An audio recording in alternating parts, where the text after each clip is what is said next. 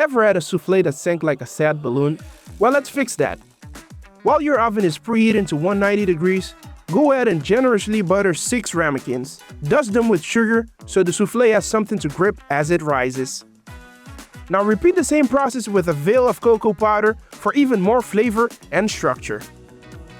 Gently melt your dark cocoa drops and butter over simmering water until you notice this glossy, gorgeous texture.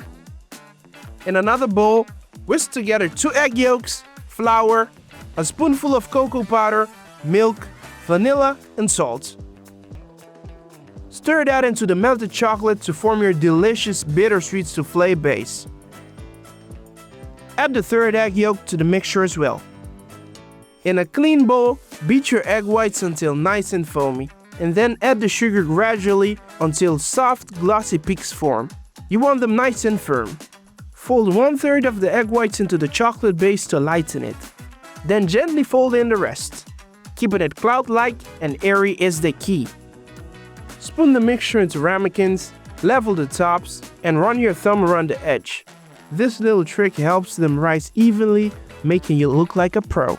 Sprinkle some sugar on the top and bake for 15 to 20 minutes until puffed and slightly jiggly inside. While that's in the oven, let's make our raspberry coulis. Simmer raspberries, sugar, lemon juice, and a splash of water until soft. As soon as the soufflés are done, drizzle with that tangy, vibrant coulis, dust with powdered sugar, and serve immediately while they're steaming and looking perky. Enjoy!